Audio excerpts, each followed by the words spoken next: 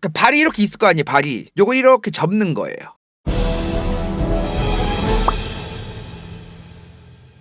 중국 대륙에서 저번 시간에 뭔 얘기했어 우리? 수나라가 튀어나온 다음에 망하고, 그 다음 바로 이세민이의 아빠 이연의 당나라가 망하고, 그 다음에는 5대 10국 튀어나오는데 이 5대 10국을 어느 정도 통일을 한, 그러니까 중국 대륙 전체를 통일한 건 아니죠. 어느 정도 통일한 국가가 나왔다. 그게 뭐예요? 송나라다 이 말이야. 중국 대륙 전체를 통일했다고 볼 수는 없죠. 위에 여러 나라들이 있었기 때문에, 송나라가 처음에 튀어나왔을 때만 해도 아직도 100% 북쪽이 통일된 것도 아니었고, 요 나라도 엄청나게 큰 나라로 튀어나왔기 때문에 송나라가 중국 대륙 전체를 통일한 국가였다라고 얘기하는 건 조금 과장이다, 조금 과대평가다, 이런 생각이 있어요. 저렇게 중국 대륙의 꽤 큰 나라 송나라가 튀어나옵니다. 나오는데 요때부터, 요 송나라 때부터 전족이라고 하는 어마무시한 문화가 유행하기 시작해요. 전족! 이거 전족 아시는 분들도 있고 모르시는 분들도 계실 거야. 이게 뭐냐면요, 발을 저렇게 꺾어요. 발을 접는 거야. 발이 이렇게 있잖아요. 그러니까 발이 이렇게 있을 거 아니에요. 발이. 요걸 이렇게 접는 거예요. 그러면 저렇게 생긴 거죠. 발이 엑스레이를 찍으면. 그런 문화인 겁니다. 여자들의 발만 저렇게 했어요. 발을 일부러 꺾는 문화예요. 저거를 진짜 개나 소나 엄청나게 많은 사람들이, 송나라뿐만 아니라 그 이후에도 중국 대륙에 살던 사람들이, 엄청나게 많은 사람들이 저 짓을 해요. 문화로서 있었어요. 문화로서. 저걸 이제 뭐 문화로서 인정을 해줘야 되느냐, 문화 상대주의적으로, 아니면은 뭐 좋은 문화냐 나쁜 문화 이런 거 평가하는 건 뭐 둘째 문제고, 여러분들이 알아서 그냥 평가하시고, 있었던 사실, 도대체 저런 문화가 왜 유행을 했었으며, 도대체 저런 문화가 왜 튀어나왔으며, 디테일하게는 어떤 문화였으며, 이런 걸 오늘 좀 설명을 드리도록 하겠습니다. 이게 뭐냐면요, 4살부터 8살 사이의 여자애들을 발을 어릴 때부터 칭칭 묶어요. 왜? 나이 먹어서 묶으면 잘 안 되잖아.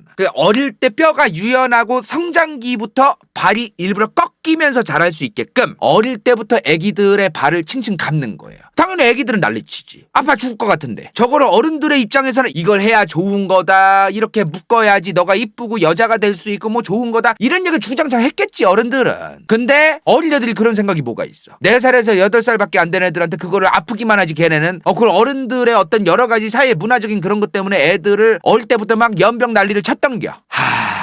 참. 전족을 하고 누워있대 이 여자는. 발을 이렇게 칭칭 묶는 거예요. 일부러 이렇게 접히게끔. 저거를 4살에서 8살 사이의 여자아이들만 어릴 때부터 이런 식으로 칭칭 묶는 거예요. 이렇게 접히게끔. 뼈가 꺾이고 그렇게 자라게끔 3년 동안 피가 안 통하게 시게 묶어야 돼. 어거지로 묶어가지고 발이 어떻게 되겠어, 막 꺾이잖아 막. 그 상태로 신발을 신고 자는 거예요. 요 상태를 해놓은 다음에 일부러 그 다음 어거지로 이런 조그만한 신발을 신긴 다음에 그리고 자요. 잘 때도 막 퉁퉁 부어서 나중에는 피나고 고름 차고 뼈 부러지고 뭐 난리도 아니야 진짜. 신발 신고 자다가 있나가지고 또 조금 더 조그만한 신발 신기고 0.1cm씩 조금씩 신발을 줄이면서 신기는 거예요. 그러면서 더 칭칭 감고, 이게 나중에 계속 저렇게 칭칭 동여매고 피 한 통할 정도로 저렇게 매고 있으면 안 돼요. 큰일 나죠. 괴사 생기고. 피 한 통하면 혈액순환 안 되면 발 썩는겨. 그러니까 저거를 저렇게 칭칭 맨 다음에 혈액순환 안 돼가지고 괴사 직전까지 간 다음에 일부러 막 티눈도 생기고 막 난리도 아니었대. 소독약으로 막 일부러 담갔다가 빼고 그러면서 어떻게든 발 조만하게 하려고, 조만한 신발에 맞게 하려고 발 사이즈를.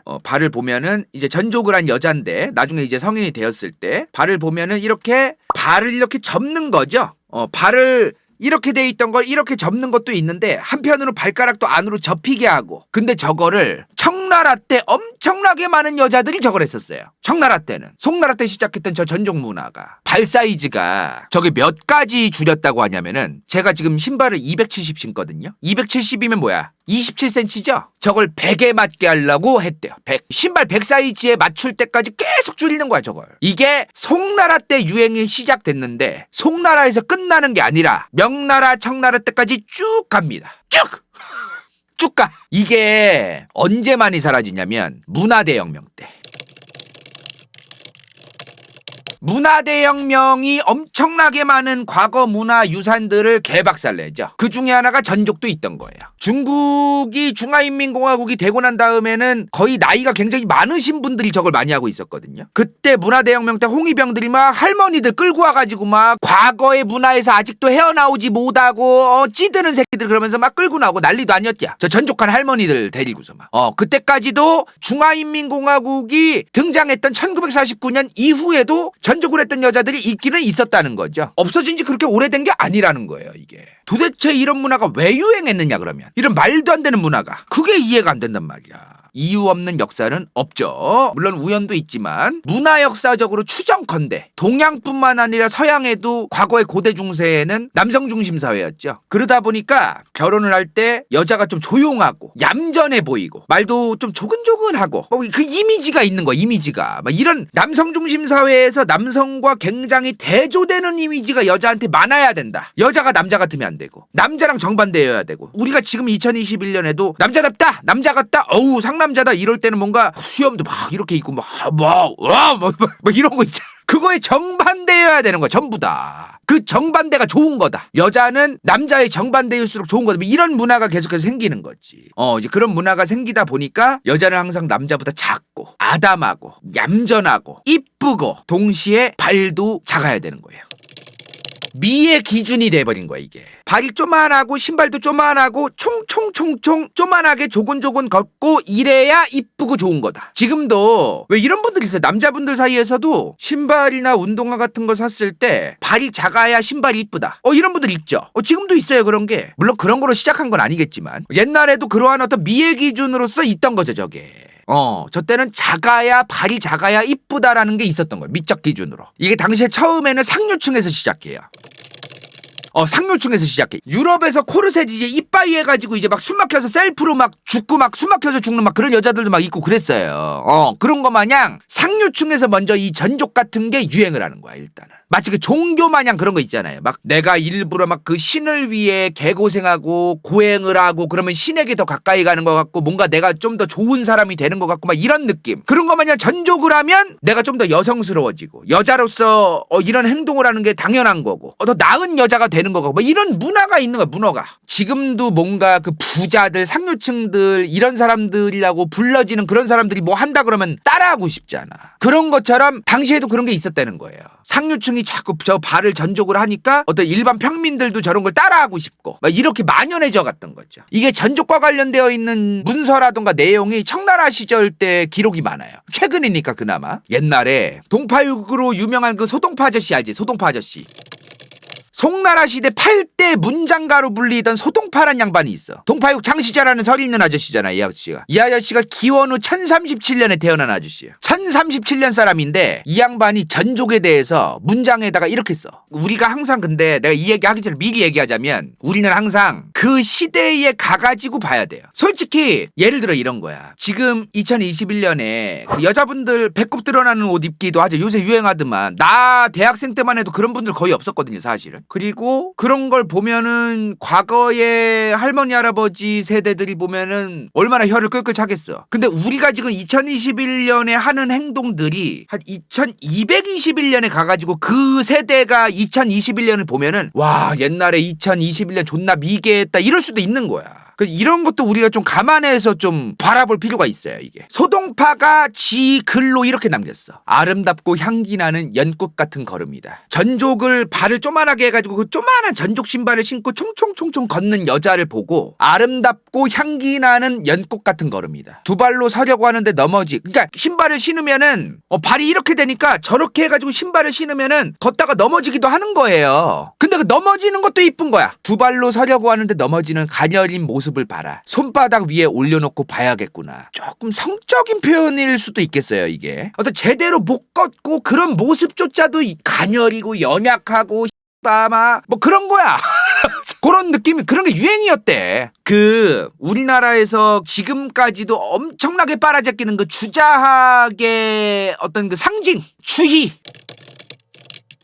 주희라는 양반. 조선에서도 엄청 빨아제꼈지 이 양반. 여자라면 당연히 작고 여리고 부드러워야 한다. 발까지도. 이 양반도 그렇게 얘기했대요. 그 정도 정도로 저 전족이라던가 발이 작아야 된다는 그런 문화가 당연시되었던 거죠. 중국 대륙 문화에서 꽤 오랜 기간 동안 원나라를 거치면서 원나라에서 어떻게 되냐면 이게 지금도 솔직히 그 아프리카나 어떤 그 오지 같은 섬이나 이런 원주민들 보면 남자들도 다 벗고 다니고 여자분들도 가슴 다 드러내고 다니고 이런 거 아무렇지 않잖아요. 그런 걸 보면서 저도 느꼈던 게 뭐냐면은 이게 뭔가 가리거나 어떤 문화적인 영향으로 인해서 이게 성적인 매력으로 변하는 거지 태초부터 성적 매력인 건 없다. 요런 생각이 좀 들더라고 나는.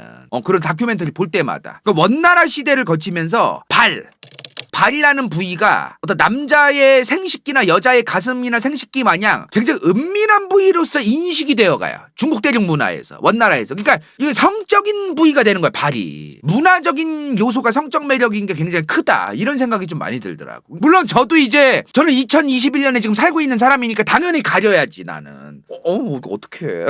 당연히 가려야 되지만 밟았다고 막 그런 건 아니겠지만 다른 시대라던가 이런 시대에서는 또 다를 수 있는 거잖아 이게. 원나라, 명나라, 청나라를 거치면서 점점 이 발이라는 부위가 어떻게 되냐면 중국 대륙 문화에서 남편이 아니면은 절대로 남의 남자 앞에서 조격도 같이 하면 안 돼.